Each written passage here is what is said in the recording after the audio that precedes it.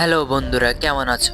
আজকে আমরা dark moon দি blood অল্টারের episode number 7 cover করব। এর আগের 6টা এপিসোড যারা দেখেনি, লিংক ডিসক্রিপশন বক্সে দেয়া আছে। তাহলে শুরু করা যাক। পর্ব শুরু হয় মূলত এর আগের এপিসোডে ঘটা ঘটনা থেকে, যেখানে সুহার প্রথম এবং পুরাতন বন্ধু, যার নাম ক্রিস, উপস্থিত হয়, যে কিনা ছোটবেলায় মারা গিয়েছিল। কিন্তু বর্তমানে ক্রিস একজন ভ্যাম্পায়ার, যে কিনা সুহাকে নিতে এসেছে। হেলি সুহাকে ক্রিসের হাত থেকে বাঁচানোর চেষ্টা করলেও হেলির শক্তি যেন ক্রিসের সামনে নগণ্য। হেলি ক্রিসের উপর বারবার আক্রমণ করলেও ক্রিসের গায়ে হাত পর্যন্ত দিতে পারেনি হেলি। ক্রিস যখন তার সমস্ত শক্তি দিয়ে হেলিকে মেরে ফেলতে যাচ্ছিল, তখনই সেখানে উপস্থিত হয় জাকা। জাকা তার স্পিড ব্যবহার করে ক্রিসের উপর আক্রমণ করা শুরু করে। তবুও জাকা ক্রিসের উপর একাংশিক দাগ পর্যন্ত দিতে পারেনি, এবং এর পরপরই সেখানে উপস্থিত হয় জান, শিয়ন, সোলন, জিনু এবং নোয়া। তারাও একে একে তাদের অস্বাভাবিক শক্তিগুলো ব্যবহার করে ক্রিসের উপর আক্রমণ করা শুরু করে। কিন্তু ওই 6জন ভাই মিলেও ক্রিসের গায়ে একাংশিক দাগ দিতে পারেনি। অন্যদিকে হেলি সুহাকে নিয়ে বনের দিকে পালিয়ে যায় এবং ওই 6জন ভাই ক্রিসের সাথে যুদ্ধ করতেই থাকে। তখন ক্রিস তার সমস্ত শক্তি ব্যবহার করে একটি বিস্ফোরণ ঘটায়, যেটির প্রভাব এতটাই বেশি ছিল যে আশেপাশে থাকা সকল গাছপালাগুলো নিমিষেই উড়ে গেছে। এবং এই বিস্ফোরণটি একদম উপর থেকে স্পষ্টভাবে দেখা যাচ্ছিল, যেন এক অ্যাটমিক বোমা। এই বিস্ফোরণের প্রভাবে ওই 6জন ভাই অজ্ঞান হয়ে শুয়ে পড়ে মাটিতে। ক্রিস যখন সোলনকে মাটি থেকে তুলে মেরে ফেলতে যাচ্ছিল, তখনই সোলন তার আসল রূপে চলে আসে। আর সোলনের আসল রূপটি হলো যে সে একজন ওয়ার উলফ। আর ওয়ার উলফের সামনে ভ্যাম্পায়াররা দুর্বল।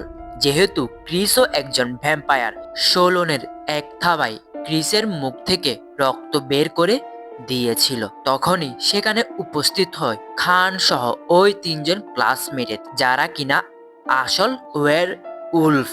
তারা যখনই ক্রিসের উপর আক্রমণ করতে যাচ্ছিল, তখন ক্রিস, তোমরা কেউ আমার হাত থেকে বাঁচতে পারবে না, এটি বলে ক্রিস সেখান থেকে ভ্যাম্পায়ার রূপ নিয়ে গায়েব হয়ে যায়। অন্যদিকে হেলি সোহাকে নিয়ে একটি বড় গাছের ঢালের উপর উঠে যায় এবং সেখানে বসে পড়ে। তখন হেলি তার জমানো সকল লুকিয়ে রাখা কথা সোহাকে একে একে বলতে থাকে। হেলি বলে যে আমরা ভ্যাম্পায়ার হতে পারি, কিন্তু আমরা কখনোই কোনো মানুষের উপর হামলা করিনি বা কোনো মানুষের রক্তপান করিনি। আমরা 7জন ভাই সব সময় চেষ্টা করি যে সাধারণ মানুষের সাথে সবসময় সাধারণভাবে আচরণ করার জন্য।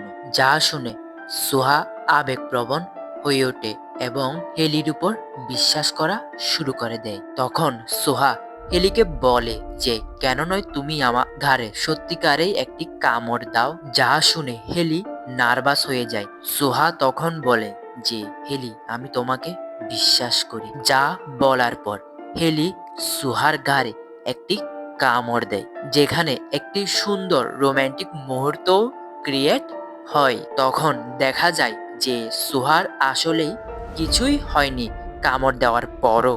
এরপরে জাকা হেলির সাথে টেলিপ্যাথিকের মাধ্যমে যোগাযোগ করে এবং বলে যে ক্রিস এখান থেকে চলে গেছে, তোমরা শীঘ্রই বাংলোর মধ্যে আসো। এরপরে ভোর হলে হেলি সোহাকে নিয়ে ওই বাংলোর মধ্যে আসে, যেখানে উপস্থিত হয় ওই 4জন ওয়্যারউলফ।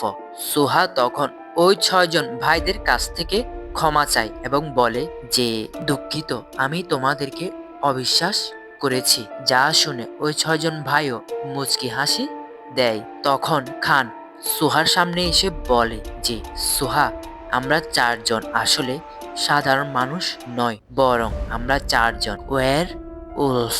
যা শুনে সোহা আবারও অবাক হয় যে তার আশেপাশে সকলেই ভ্যাম্পায়ার এবং ওয়্যারউলফ।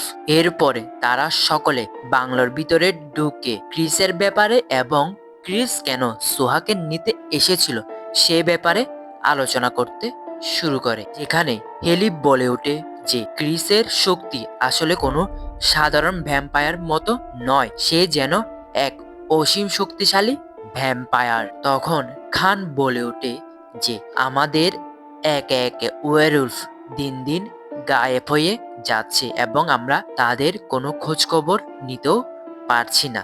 এরপরে পর্বের শেষে সোলন এবং হেলির মধ্যে একটি সুন্দর বন্ধুত্বপূর্ণ কথোপকথন হয়, যেখানে সোলন বলে যে হেলি, এতদিন তোমাদের কাছ থেকে আমার সত্যটা লুকিয়ে রাখার জন্য আমি অনেক দুঃখিত।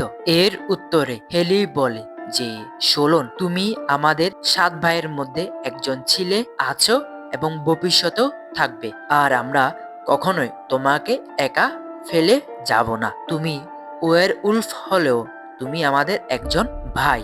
আর এখানেই এই এপিসোডটির সমাপ্তি ঘটে।